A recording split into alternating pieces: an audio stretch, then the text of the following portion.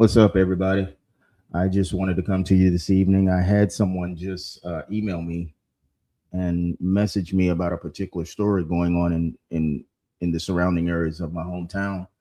As all of you know, I'm from a small town called Bainbridge, Georgia. I hold that place dear to my heart because there you will either, when it comes to business, when it comes to life, when it comes to anything, Bainbridge, Georgia will either make you or it will break you. Um, a lot of people can't make it there. That's the normal mindset of most people in that particular area is that you have to leave Bainbridge, Georgia, just to be, especially if you're black and you're a young black individual with aspirations, college educated or not. They feel like a great, I'm not going to say a majority because I don't know. That would just be spitting out numbers that I am not, knowledgeable of.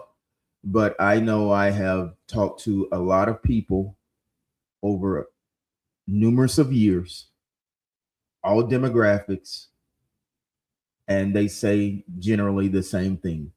They encourage young people to get their education, get out of Bainbridge, Georgia, to make it, to get money, and do anything like that. Then you come back to Bainbridge if you want to retire. I think totally different. I think of Bainbridge like New York. If you can make it there, you can make it anywhere, because that place will literally make you or break you, um, and it will tell you what you're made of and what you know, you can and cannot do. Personally, I don't let anybody dictate to me where I got to be at in order to make it. I just can't do that. But anyway, I wanted to bring you. Someone emailed me about this story. They wanted me to talk about it, um, because personally, they have an issue with law enforcement. They think that a lot of times law enforcement puts the story out there that they want to put out there. They'll and they have a lot of times what people don't understand is these news columns and things like that that actually put these stories out there. They have connections with law enforcement, with the police department, and they sometimes slant the story, or if they don't slant it, they put or they post the story where it's favorable for the prosecution or it's favorable to law enforcement. And sometimes the facts are the facts. Sometimes when particular individuals are accused of doing things, they've actually done them. But I think, and what we do here on our segment when we're talking about you know law enforcement, and I have the utmost respect for law enforcement, because if something happens to me, if somebody breaks in my house, I can't call my neighbor. They can't help me. I can't call my best friend. What is he going to do? So I have to call the police. If there's an emergency that arises in my home catches on fire, I have to call the fire department. So I have the utmost respect for law enforcement. Coming up in my younger years, I had run-ins with the law, nothing ever serious, but I have been in the past. Law enforcement has lied on me in court. So I understand how both sides kind of work. I understand how both sides kind of think. I remember one time, this was years ago, during a traffic stop. I had a nice car. This was back in the early 90s. I was living in Ohio at the time, so I had an out of town plate. I was just here visiting my family. So um, and I had a back then I didn't have the southern slang or the dialect that I have now. I had that up north type of dialect. So I remember I had a nice Lincoln, uh, with the rust color, with the leather top, with the moon roof in it, 180 spokes on it. The big they weren't Trues and Vogue tires, but they were like the imitation ones. You couldn't tell the difference. So I was killing it back then. Wasn't no cars like that in Bainbridge. No young person, especially. So I'll never forget. I was driving my car, and all of a sudden my car started overheating. So I pulled over on the side of the road. And as I was pulled over on the side of the road, a Bainbridge police officer came behind me and walked up to me. I thought he was there to assist because I'm from the north. Hey, blacks, whites, we don't have them kind of issues. Well, I guess we did, but they weren't as openly displayed, and it wasn't targeted racism. It was that undercover type stuff. So I'm already pulled over on the side of the road. I'm actually under the hood looking at my car, and the police walks up, and I'm thinking he's my damn buddy. So he's like, "Hey man, what's going on?" I was like, "I don't know, sir. I guess my car is overheating." And I didn't say the word "sir" because we don't use that word up north too much. When we're talking to our elders, we rarely ever say "sir" or "ma'am." That's just not in the vocabulary there. But we're respectful. We say yes, no.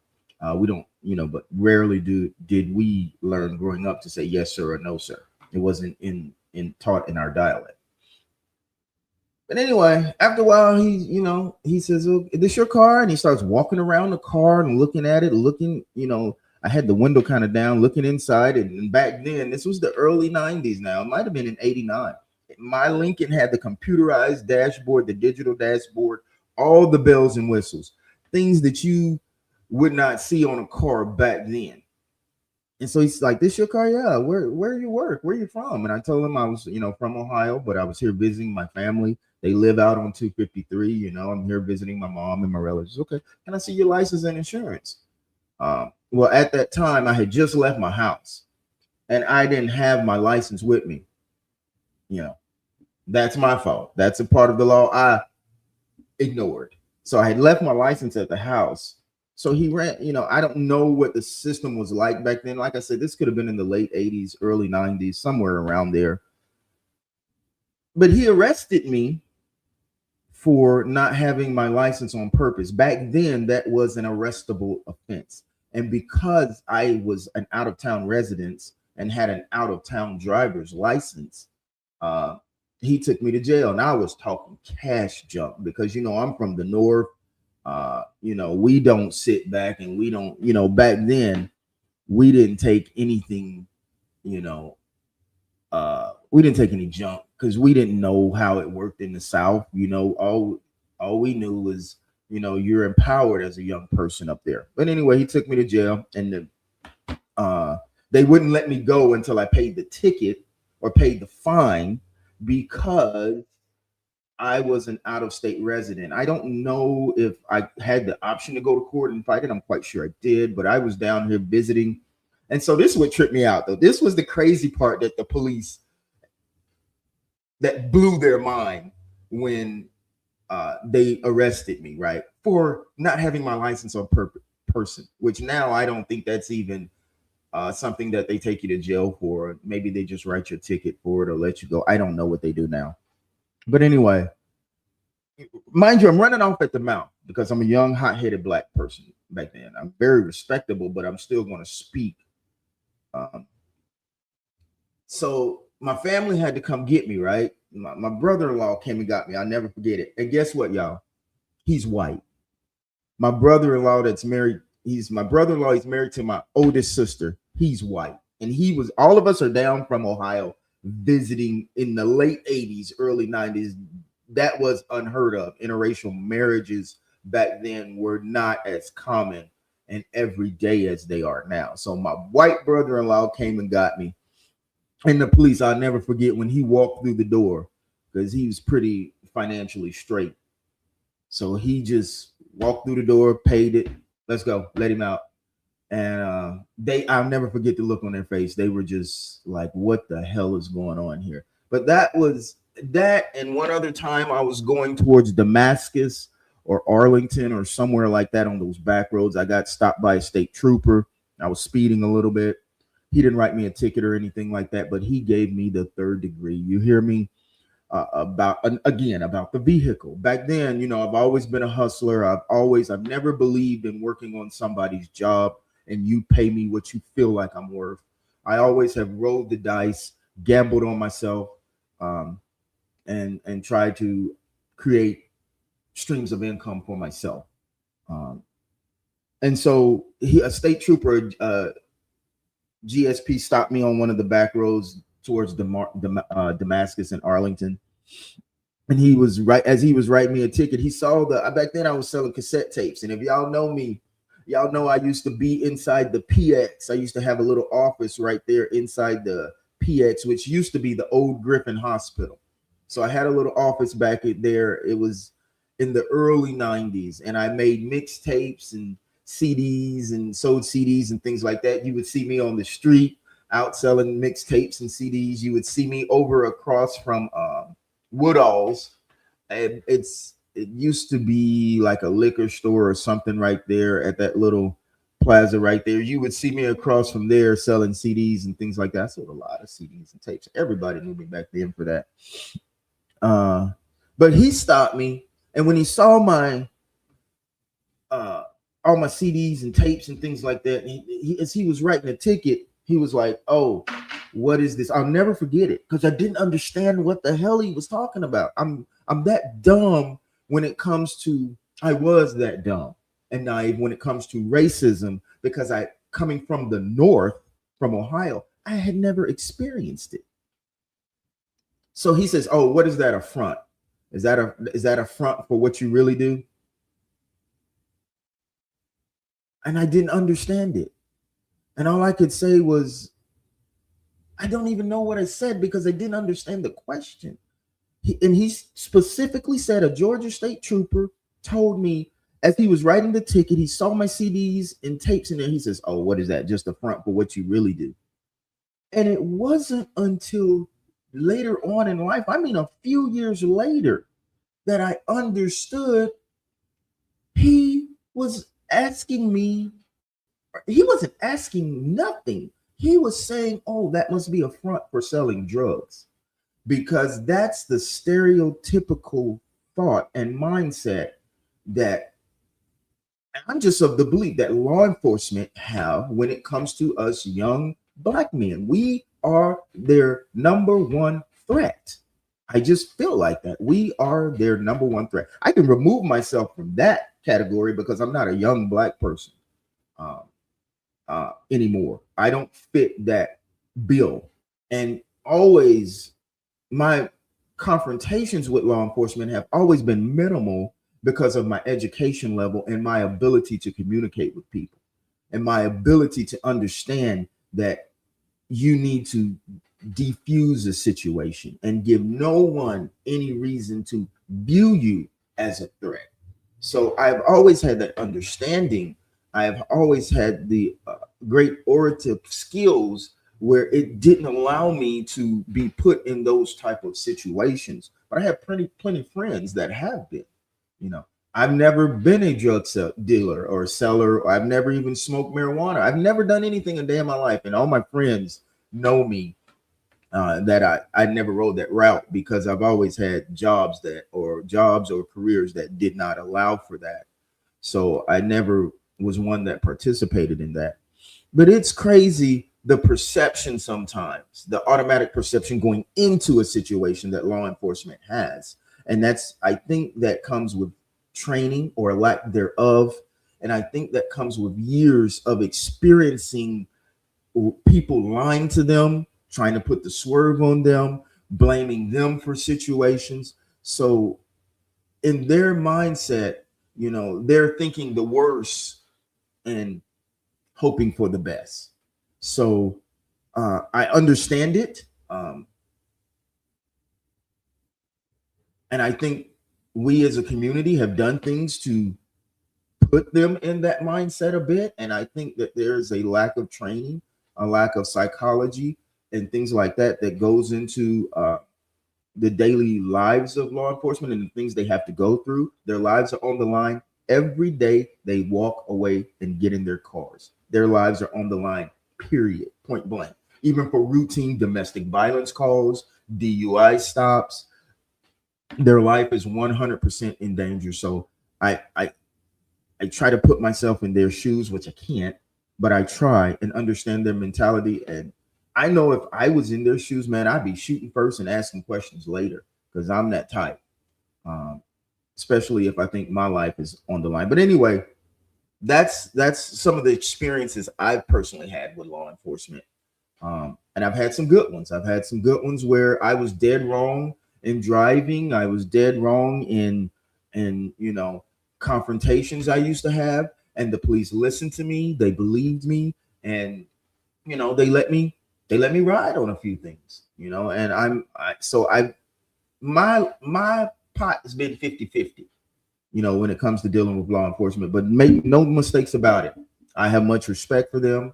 I appreciate the work and the service they do, but I also know that they're human beings, and I also know that they do dirt sometimes as well. I've had good friends that, man, Lord have mercy. Anyway, so this story that someone asked me about, and I really hadn't paid much attention to it, was the police chief in Quincy being taken into custody Friday night on a DUI charge. Now, his name is Brian Alexander, and the reason this story is of importance to me is this is my surrounding town: Gretna, Quincy, Chattahoochee, Donaldsonville, going down to Damascus, Arlington, Blakely. All those towns I consider Climax, Wiggum. All those towns are my surrounding towns. Those are my people. My ex-wife, she's from the Chattahoochee area. I got great friends in Chattahoochee. Anthony Dawkins, we call him Buck. I've got ex-family, my ex-in-laws, they live in the Chattahoochee area, and in Monticello and things like that. So all of those surrounding towns, when anything happens in those towns, you can come to my sites, you can come to my Facebook sites. I'm going to talk about it, and I'm going to give the public a chance to talk about it. Because when these news articles, when WCTV posted, they posted towards and slant the favor towards law enforcement. That's just what they do, because that's their connections. That's who's feeding them the information. So of course they want to make the article favorable towards them, and rightfully so sometimes, but sometimes it's not all the time like that. Now, Brian Alexander, I don't know him. He's a black man. He was previously served as the chief of police in Gretna. And I always hate it when this happens to one of us. And I don't care what nobody say. I'm my people first. I'm my people first. And I ain't scared to be like that. And we need more brothers that are like that. We need more intelligent black men we can put on the front lines that ain't scared to put their own people first. I have white friends that respect that. They can come, but they know I'm fair. They know I'm fair. But because of what my people have been through, and because of the things I've seen, I've witnessed, and because of what I've heard, and because of the generation I grew up in, I put my people first, and I don't care what nobody thinks about that. So whenever something like this, whenever we receive positions that are chief of police positions, like Jerry Carter, he was the director of public safety in Bainbridge, Georgia. I was so happy to see that. And he helped put a lot of us in.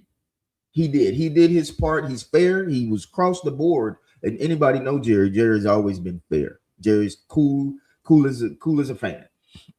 But he also helped us, and he helped us in more. I'm talking about Jerry Carter, former director of Bainbridge Public Safety. He helped us in that he inspired us. Whenever one of us gets in a position like this, what it does, it proves that it can be done. It proves that it can be done, that somebody can do it, that the barriers can be broke through.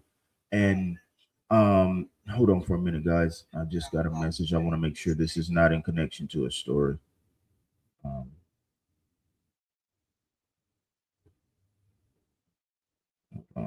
Somebody just messaged me something. I think this is important.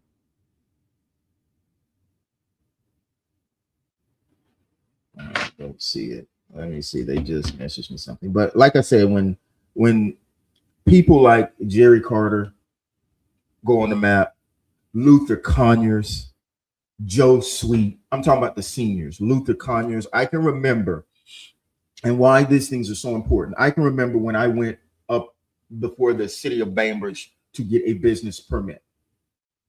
And I can't remember, I was before the council. And the council really didn't want to give me that permit. Let me tell you why.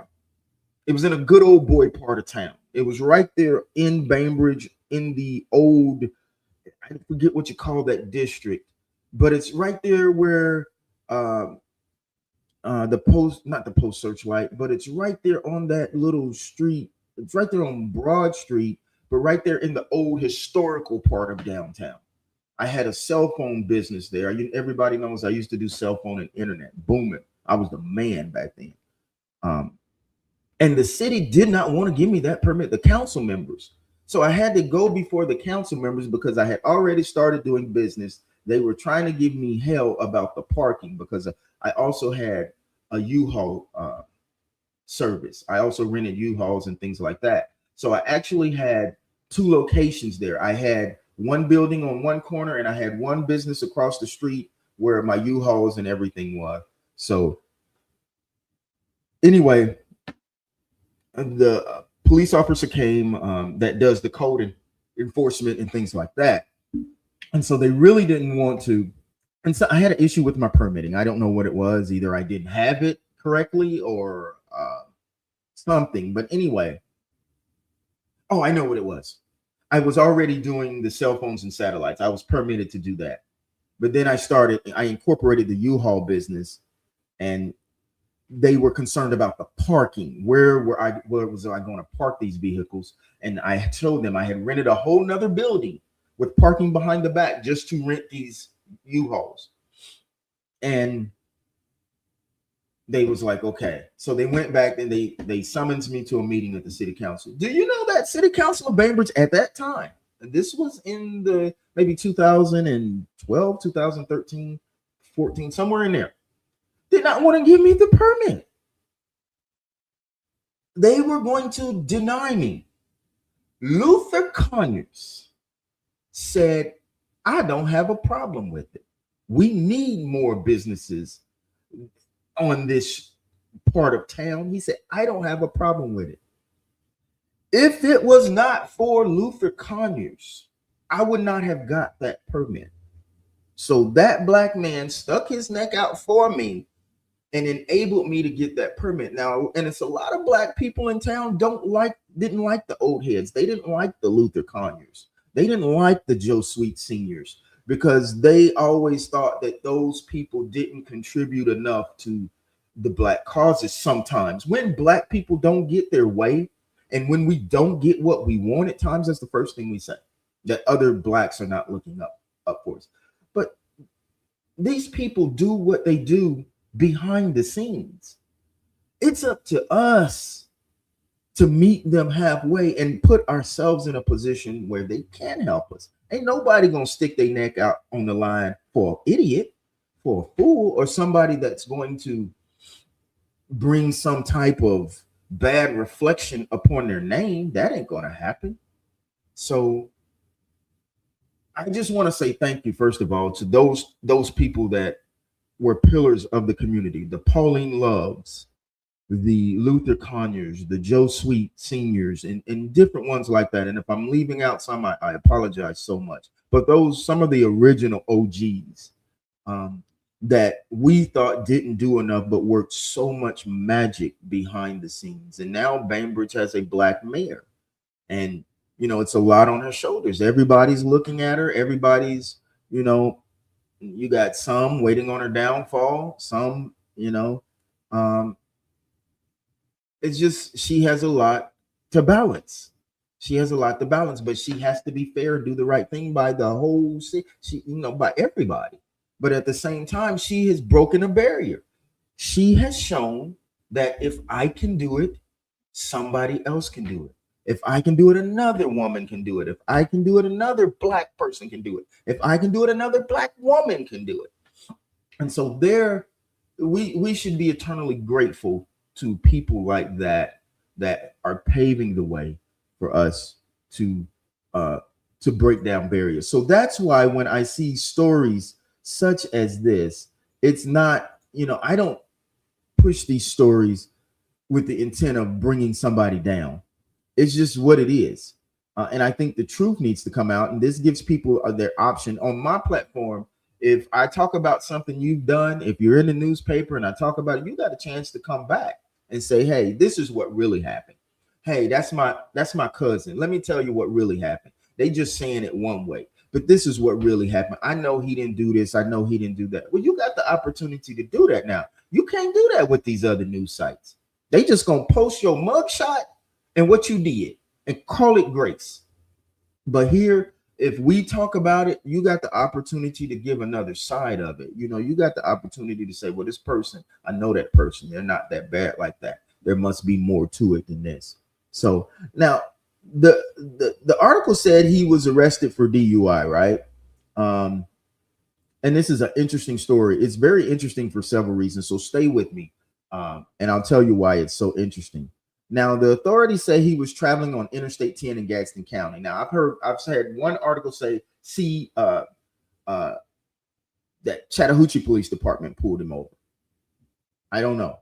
So, and then I have other sources that say they don't know. But from one source that I have seen, it was the Chattahoochee Police Department that pulled him over. And they say he was traveling on Interstate 10 on Friday evening, July the 10th, 2026, when he was stopped. Now, it didn't say, let me go actually here because this one gave me more information. So let me look at this one, guys. And let's try to figure out what happened here. We'll try to figure it out together. Now, when the article came out, it came out on the 11th at 2026 at 6:40 p.m. It said he was still behind bars at that time on DUI charges because he failed a field sobriety test. And actually, okay, I'm confirmed. It's confirmed that Chattahoochee Police Department did stop him. Chief Michael Miller gave a comment on it. And it said that the Chattahoochee Police Department officer saw signs of an impaired driver. So he was exhibiting signs. And this is so interesting. Now, this is a newly appointed police chief. Now, that's why this is so. He's from Gretna. He's the former police chief of Gretna. And I don't know this man's character. I'm not here trying to slam it. He may be a very good guy that just got caught up in a wrong situation. And that happens. Police officers are normal. They have to go by a specific code of conduct and they're held to a different moral standard, but they're still normal people. And if something's bothering somebody, sometimes if you an attended event, sometimes you think you got it and you reach out there and you ain't got it, you know? So this is he was just appointed recently. And what makes this such an interesting, compelling story is that the previous police chief of Quincy, I don't know what it is about Quincy, man. Sometimes the previous police chief, let's see what his name was. I was just looking at that story a few weeks ago, guys, about the previous police chief of Quincy that had gotten fired, and he was I don't know if it was a class action lawsuit, but he filed a lawsuit against I don't know if it was the city of Quincy. It had to be the city of Quincy because that's who he was employed by. His name is Carlos Hill. So he was fired from the chief of police position back in February of 2026. And Hill said the basis of his lawsuit was that he was saying that the termination was retaliatory. Now, I remember reading this story. It was very interesting because he was saying that his conduct was retaliatory. I mean, not his conduct, his firing was retaliatory for him filing a for him being a whistleblower on one of the councilmen or city manager or something like that. I don't want to be incorrect in what I'm saying. So he says, let me read it verbatim. Hill later filed a whistleblower lawsuit against the city of Quincy, alleging his termination was unlawful.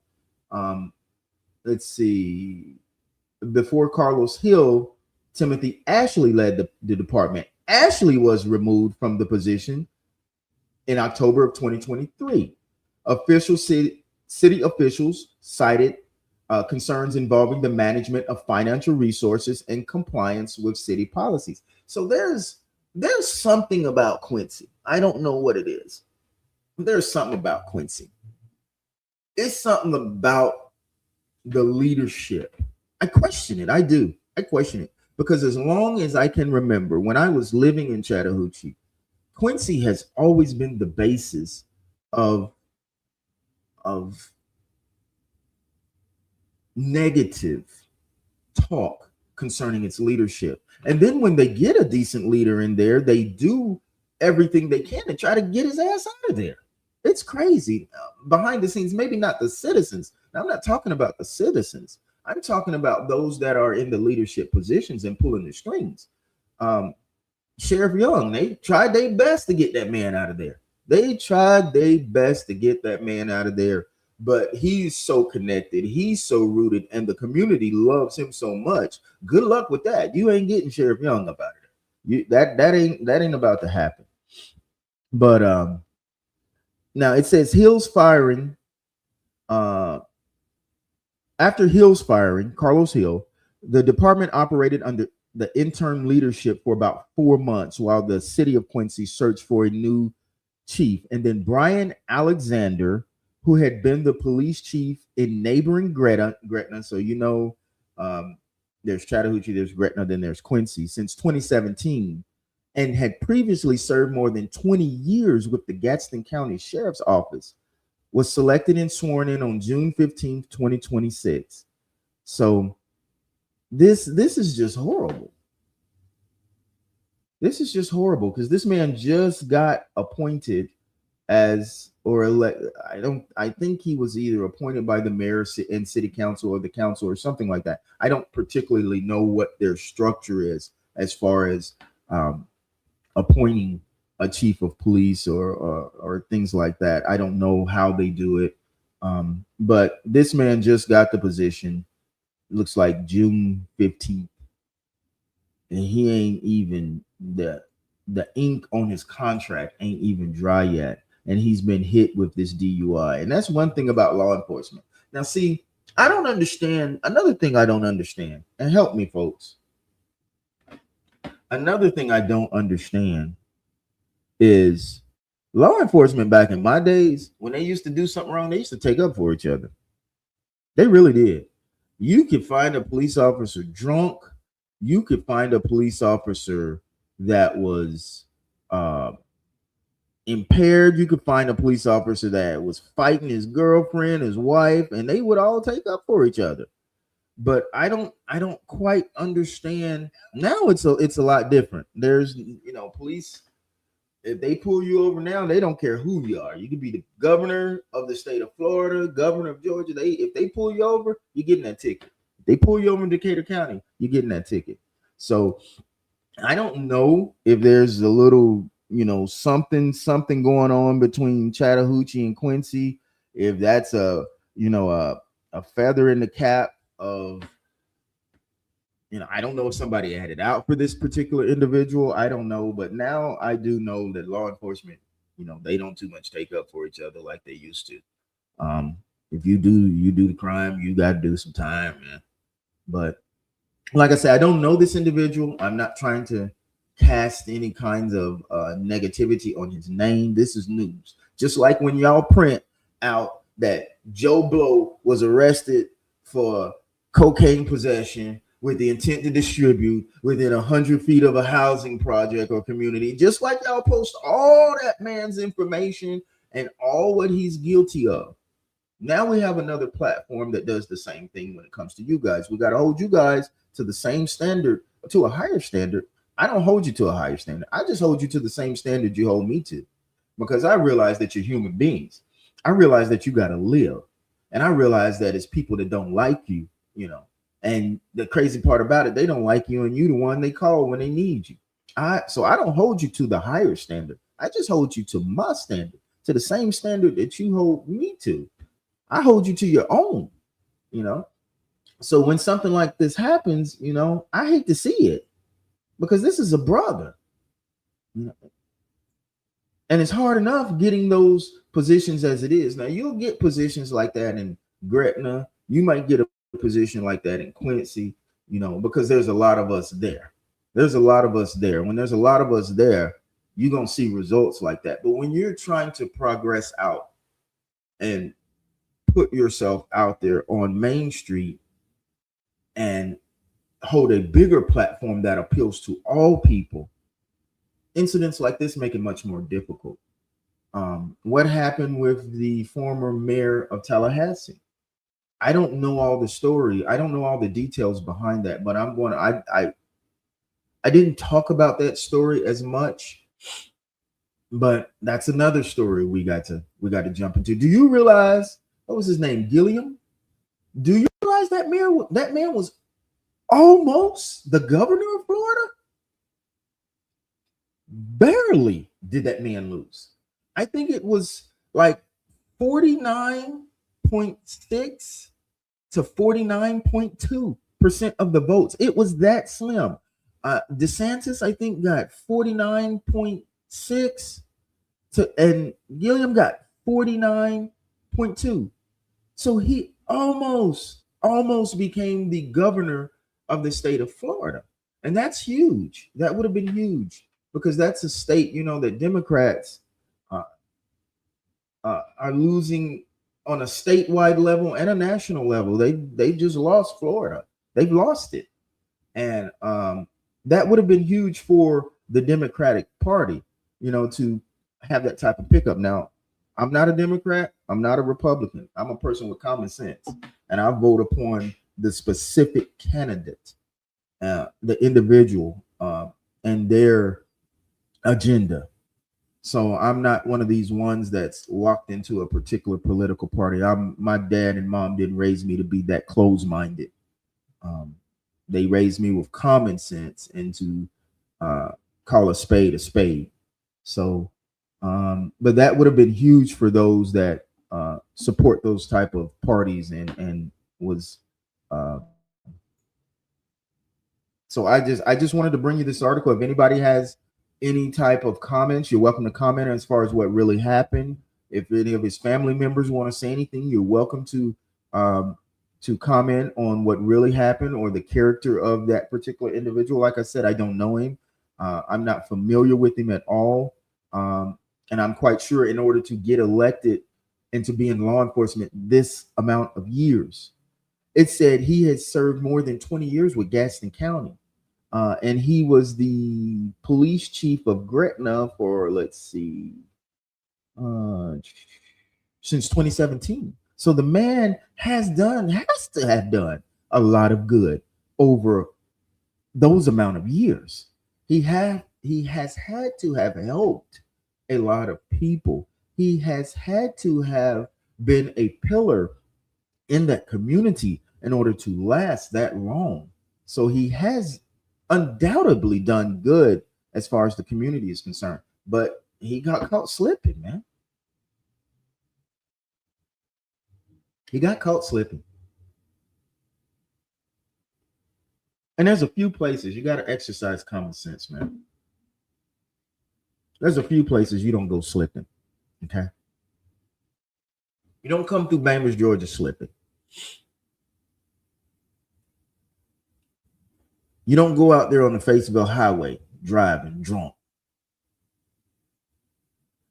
You don't go out there driving towards Attapulgis on 27 drunk. You don't go through Colquitt, Georgia drunk. You don't go through Donaldsonville. And right as you get into Donaldsonville, you don't go through there driving drunk. Okay. Coming in the back road to Chattahoochee.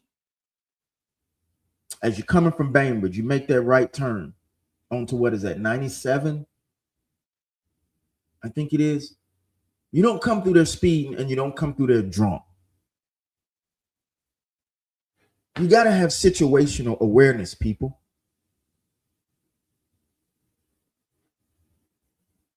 There's a lot of things you just don't do in these small towns because these small towns make a living at that. They're professionals. You don't go through Newton, Mitchell County on that back road going to Albany, Georgia. You don't go through there speeding.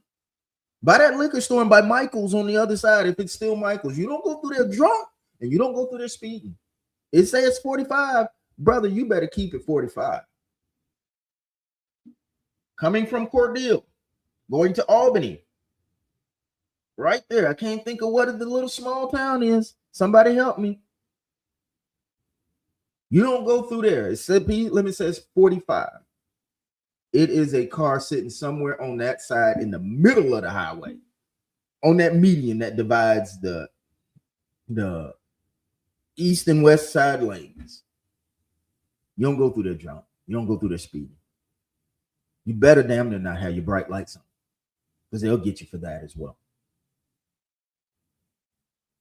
You got to have situational awareness, people. I left out one. Camilla, Georgia. Oh, over there, what is it? Tyson Food over there by there. You know where it comes from? It breaks down from either 65, I think then it goes to 55, I think, and then it goes down to 45. Don't come through there speeding. Don't come through there drunk. You will go to jail. So that's what makes me not, if I know this, and I'm a normal citizen, I'm just older and experienced. If I know these things, how can the chief of police, what is your mind thought? What is your concept of thinking when you say, I'm going to get in a vehicle and I'm going to drive? And a lot of times we think we're safe when we get on them highways and interstates. And if you're on Highway 27, coming through Attapulgis, and once you try to take that back road to coming up towards Havana, once you come up and you drop down that hill, brother, and sometimes, and you better have a license. You better not be driving with no suspended license in them areas.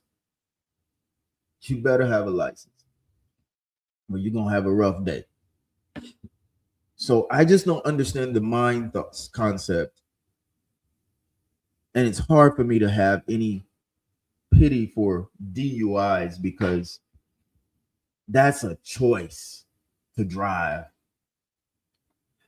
You can get drunk and stay where you at in your home if you're at a private party, whatever. Nothing says you can't get drunk. I know police officers on the sheriff department get drunker than Cooter Brown that I've been friends with, but they do it in the confounds of their home, or they do it in a trusting type environment. They're not putting themselves out there like that, and they're not going to disgrace the sheriff department. But they normal people. They get stressed. They want to have fun. They like the way tequila tastes. They just like us, man. They come from our communities. A lot of these police officers, we know them. A lot of them we have had interactions with. Now they're kids. They were kids and they're coming up. I know one that I was close to their family. And now she's in law enforcement. I'm so proud of her. And she will pull your ass over in a heartbeat and write your ticket. And if you ain't right, you got to take that ride. Anyway, if you got any comments, feel free. I ain't no saint. I'm not up here trying to throw the righteous card, because I've done a lot of wrong in my life. Not severely wrong, but things that could have got me in a little bit of trouble. So I ain't no saint, but I'm just going by what they wrote. I didn't write this. His people wrote this. Their connections wrote this about him. So if somebody wants to straighten the record and say he didn't do it or this was not him, hey, go at it. But I was just bringing you this. And next we're going to talk about Mayor Gilliam. Because from what I read a while ago, I don't know, somebody update me and let me know he's still there. This happened in Alabama, I think.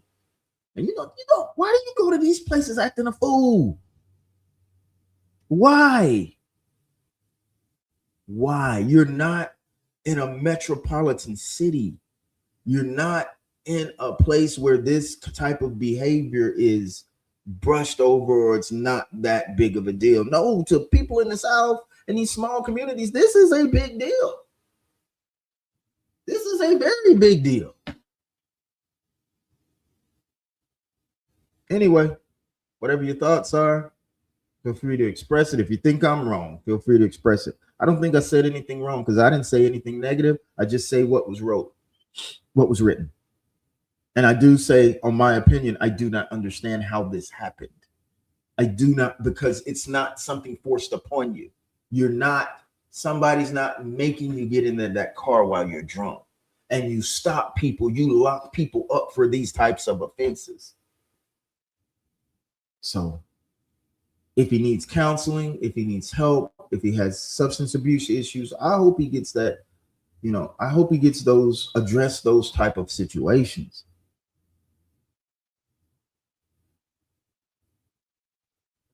I kind of feel for his family because they're gonna have to deal with this.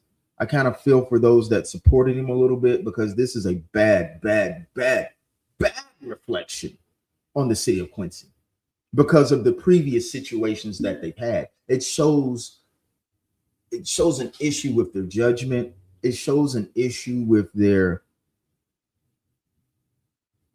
ability to, their decision-making process and how they do things. And when you continually have the same issues in the same department for one thing or another, who's making the decisions? And when we take positions like this, we have to think about that, how we affect the people that have supported us and who have had our backs, so, and who put their necks out on the lines to make sure. And as young Black men coming up, we can't do this. We cannot. It's a lot of responsibility. And a lot of us young Black men, we don't understand. They're taking a lot of things out of the books, a lot of things off the TV airlines. I've even read that in the state of Tennessee, they are taking the book Roots out of the library. Yep. They are removing Alex Haley's Roots out of the library.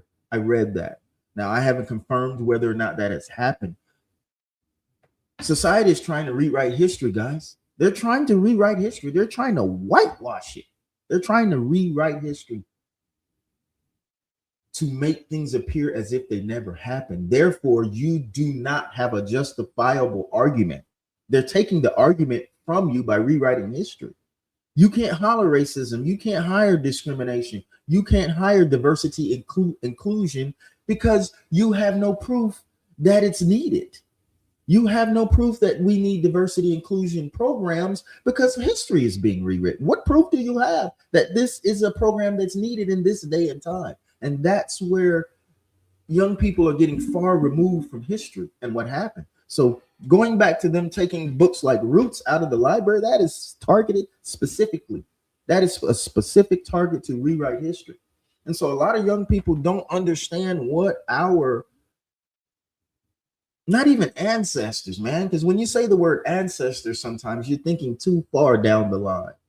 What our grandfathers and our great grandfathers and our cousins and our uncles went through. I'm not even using the word ancestors because that makes you think too far down the road. When you think ancestors, you think 150, 100 years ago. And I can remember to this day my uncles telling me stories. I can remember to this day my cousin telling me stories. And he's in his 60s. He has a lot of stories to tell you about the South.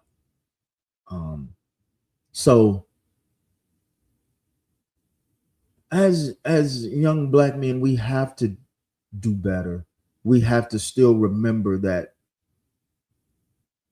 the standard is different. As a matter of fact, the standard is getting more difficult because you don't have a lot of the crutches that you used to have, that we used to have. The programs in place that ensured equality, programs in place that, kind of leveled the playing field. Those programs are being eroded and they're being wiped away through the Department of Education, through all types of bureaucracies. They are eroding that. Years of work that are being eroded as we speak. And so you have to be able to identify that. You have to read. You have to pick up a book. You have to research things. And if you don't, because you don't physically see these things in this day and time, the only one call you a nigga is your homeboy. The only person call you a nigga is your homeboy that you ride with. You ain't never heard nobody of the opposite race call you that. So you don't understand the impact of that and what the true meaning of is behind that. So therefore, you need to read. You need to research. And it's not for you to put hate in your heart for another race. That's not the intent. It's just to make you cognizant. It's to make you aware that these things happened and that you don't forget about it. Okay? You can't forget about it. And we're not there yet. Things are not 100% equal yet. And I have no problem. I have white friends that take up for their race all day long. I have no problem with that. I love it. I love it. You know? They don't do it in a disrespectful way. They don't do it in a negative way by putting me down. But they're glad to be white. They wouldn't trade places with me for nothing in the world. And some of them are my good friends. Good friends. And so and they respect me. They appreciate me. They respect me. I have a good friend I have several good friends in the Pelham area, in the Chattahoochee area, that would beat your behind about me. Whether you're white or black, they would kill you if you put your hands on me.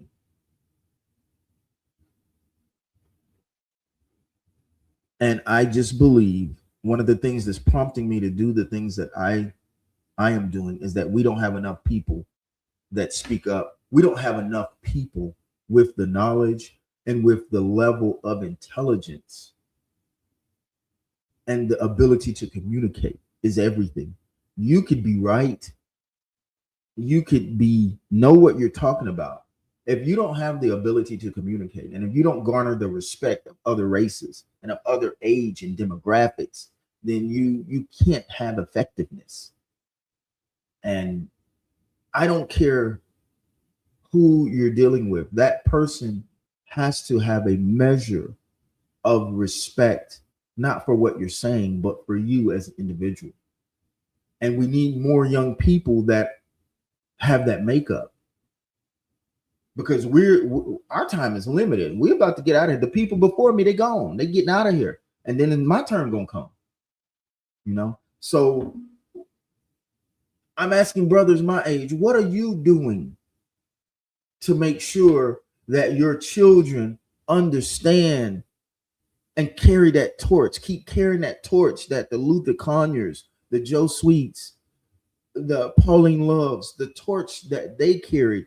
What are we doing to make sure that our children carry on that torch? Now, I didn't do that with my older set of children. I haven't always been the best father. I own that, because I was one of those brought up by an old school father. And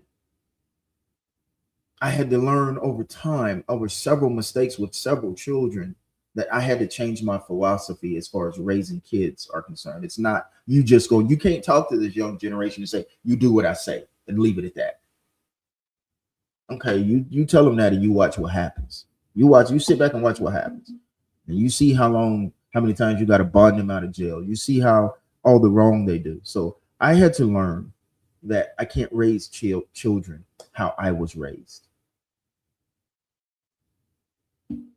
But we as fathers have to make sure that our children don't forget what the older generation had to do to pave the way, and how people are trying to whitewash that away.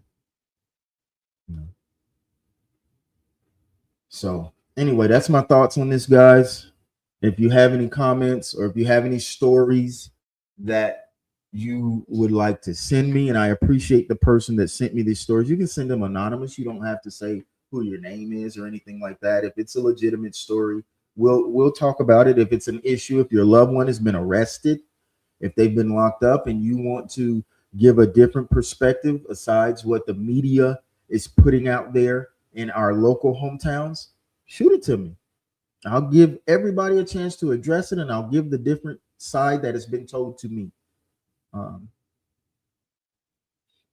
you got to remember when we're all, that's why they post these mugshots in newspapers. That's why they put this information on the internet. They're trying to sell, they're trying to get your subscription, they're trying to get their viewership up. So what do? They put people's mugshots and the things they did, the things they've been accused of. When I was growing up, it wasn't on the internet, it was in the newspaper. I think the newspaper came out on Wednesdays and Saturdays in Bainbridge, Georgia, Decatur County. And boy, if you did something wrong, you damn sure hated for Wednesday or Saturday to come, because your face was in there. Your face, the offense is in there, and everything about you. And back then, boy, it was always traffic related stuff with me. I would be driving on a suspended license, wouldn't have, I just was stupid back then, man. I'd be driving, never drunk, never got no DUIs or anything like that. But I did. Oh, wait a minute now. I never got a DUI in Bainbridge, Georgia. And I'm gonna sum this up. I've only got about 4 minutes left. But I did get stopped by I can't remember if it was the city or the sheriff. Anyway, where you're coming down by Port One, I think it's Port City Liquors or Port One Liquors, like you coming from Stones, right around there. So I was coming around,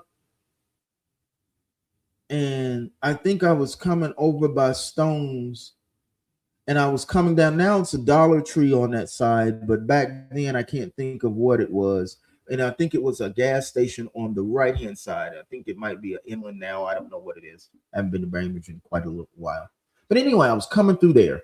I was coming back from Camilla. My sister had a party or something like that, or a little gathering. We had been drinking, me and my ex-wife. She was my wife at the time. So we were coming back from there. And was I impaired when I was driving? Yep. But when I'm impaired, when I say impaired, I wasn't my normal self. When I'm impaired, I can drive crystal clear because my thinking facilities and faculties are still operative. So I was driving, and all of a sudden I got by the crate factory, coming over that. I was getting ready to go over the bridge from the crate factory and coming down, and then those blue lights hit. Bloop, bloop, bloop, bloop, bloop. So I pulled into the crate factory, and my wife, drunker than Cooter Brown, talking cash junk. What you pulling? So you ain't doing that. And she's drunk, and that didn't help my case now because she's drunk. She's visibly, clearly drunk. I'm like, shit. Excuse my language, because I'm trying not to curse. On my platform now, I'm trying to show young people that you can communicate, you can have dialogue, you can have engagement without cursing.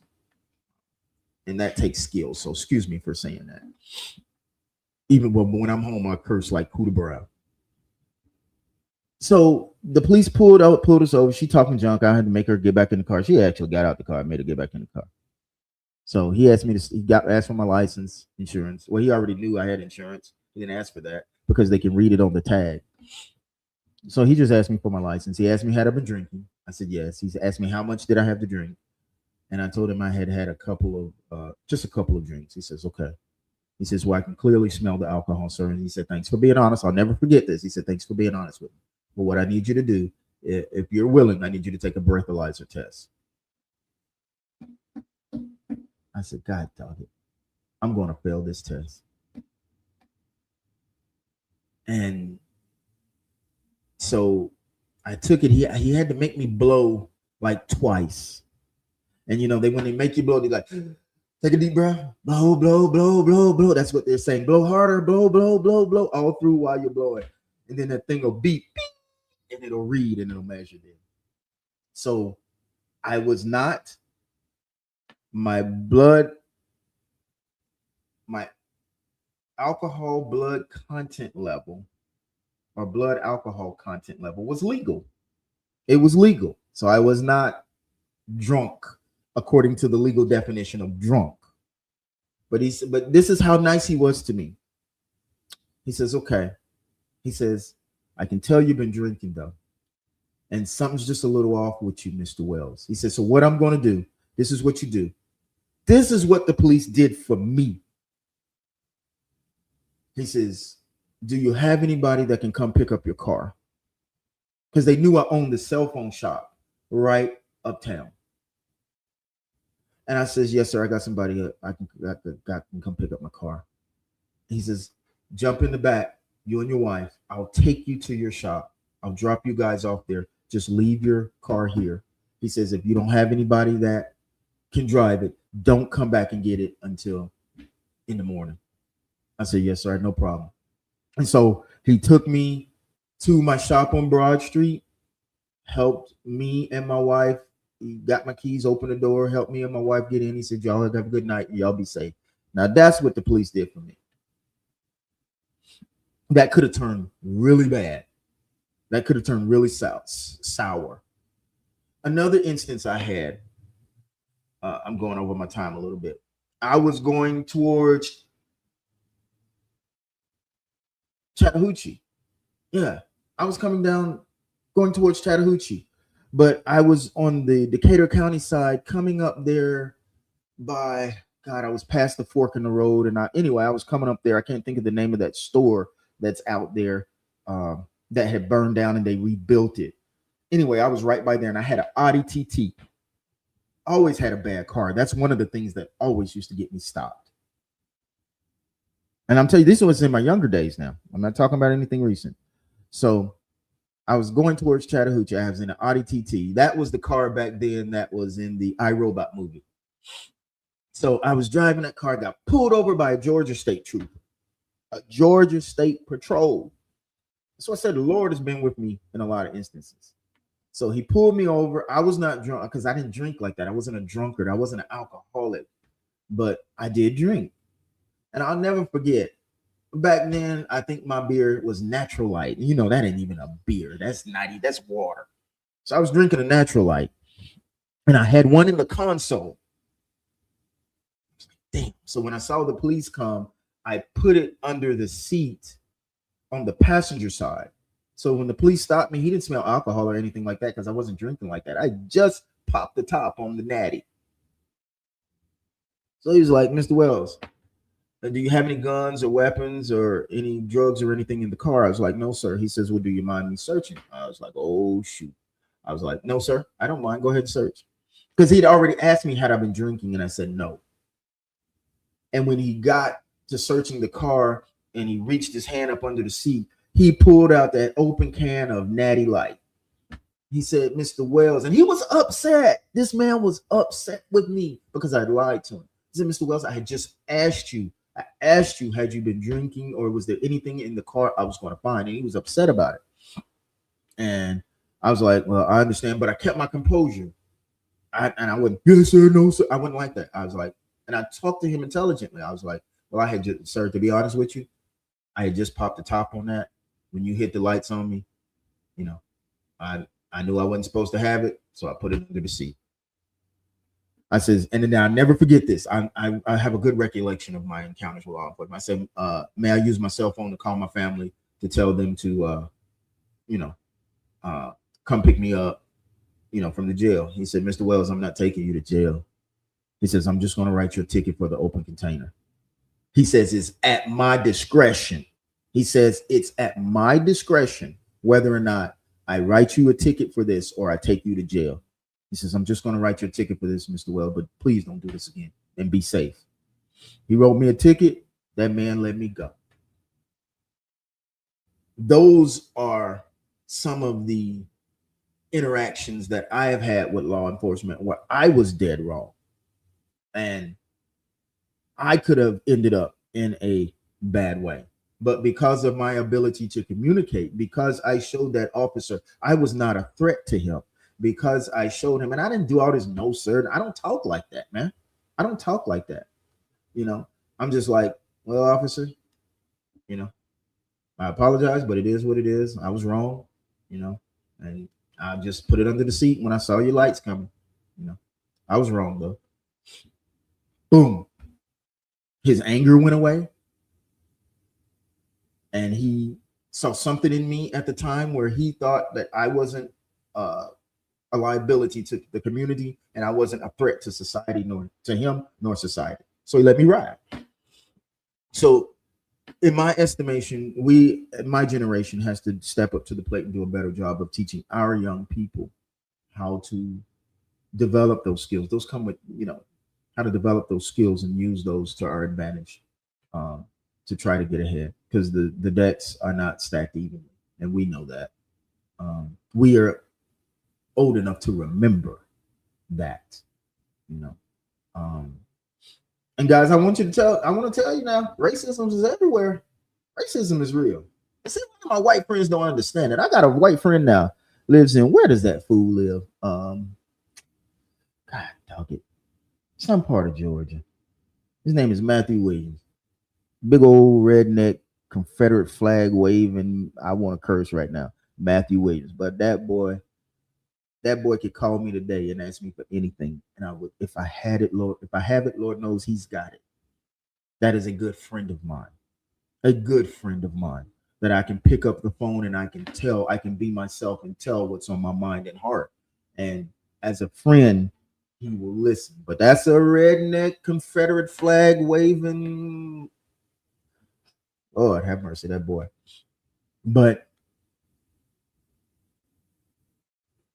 And he's proud of his race. He's proud to be considered a redneck. He's proud of all that, but he knows how to treat another human being. And that's why we got along so good. He knows how to have a conversation. He does not have prejudice in his heart. But he's proud to be who he is. So anyway, I just wanted to bring that out to you. I thought this story was interesting. I thought it was something that maybe affected my communities. Like I say, anything surrounding Bainbridge, Georgia, in a 100-mile radius, that's my communities. I will always have allegiance. I will always have loyalty to Bainbridge, Georgia. And people there hate me. People there love me.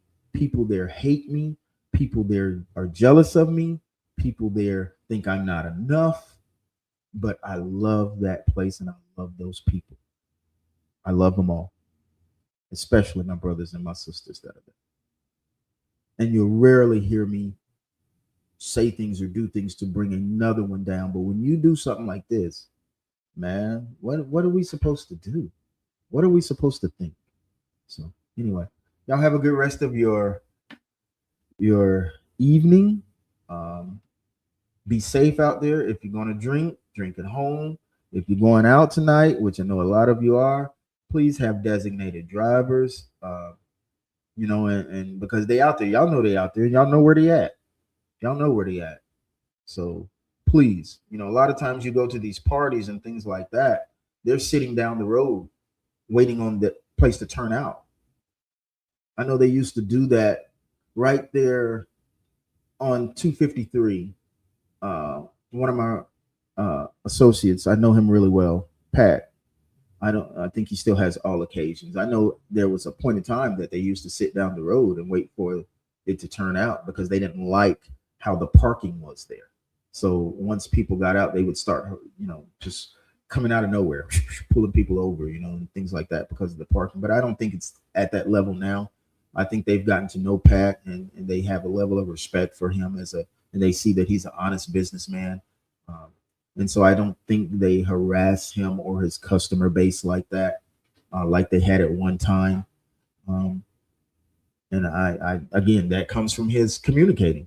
That comes from him showing those in leadership positions who he really is and his character. He's a very good, upstanding guy. Everybody knows Pat here. Everybody.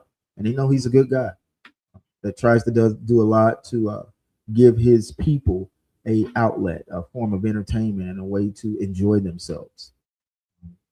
So we have to teach our young people to do in kind, guys. All right, I'll talk to you next time. If any of you have any stories, you can send those stories to info@omgtvlive.com. Almost forgot. One of our sponsors. I almost forgot about this. This is how we get paid to do content like this. One of our sponsors, at the bottom, it's there. It's called K Video Bluetooth headsets.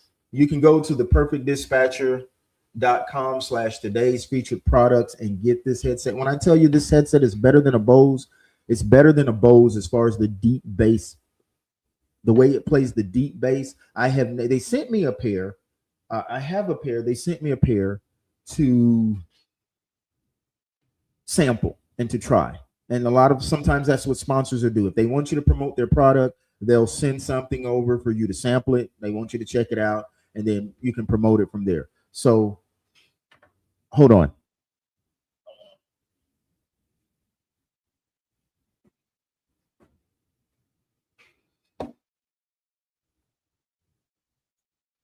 So this is the headset right here.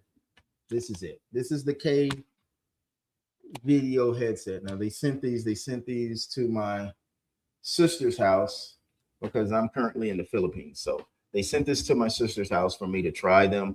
And this is what they look like right here, right? Now these bad boys have 65 hours of talk and playtime. 65 hours. Okay. This is what they look like. They're adjustable. They fold. But when I tell you the bass in these, I've never had a headset better. And I used to sell headsets. You know, I had a cell phone shop, so I sold a lot of accessories. JBL. I sold JBL, Philips, Sony, all the Beats, all the major brands. None of them can mess with these. None of them can mess with these. So, and then this one comes with a 3-year warranty.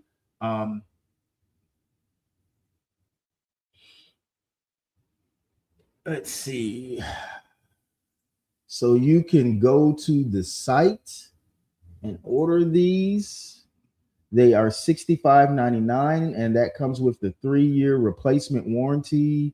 The specs are they have noise canceling. Let's see. 2.5 hours charging time. I know what blew my mind was the 65.5 continual hours of play and talk time. And when I tell you I'm hooked on these things, I use these for my podcasting now. I use these for my podcasting. When I tell you I'm hooked on them, I'm hooked. And I won't use anything else. I'll continue to use these. They're not, you'll pay $300, $400 for a premium headset. I have paid $300. I paid $432 for a set of Beats. I paid $99 just for the little Beats Flex. And the other Beats I probably bought 18, 19 pair of Beats in my life. And I've always needed top quality headsets for my podcasting and things like this. This one you can either use Bluetooth or with the cord. It gives you both options, and it's worth it, guys. It comes with a 3-year warranty, so you can actually go to theperfectdispatcher.com/today's-featured-products, and you can order this headset, and it will get to you within 2 or 3 days, I believe, is the shipping time, and you won't regret it. And I think it comes with the money back guarantee. I think maybe a 30-day money back guarantee. I don't know. Read everything carefully, but it does come with that discount. All right, guys, that's all I've got, and I want you to have a good rest of your day. Stay safe. Remember, if you're going out tonight, please have everything in order that for your safe driving and for a safe return home. See you.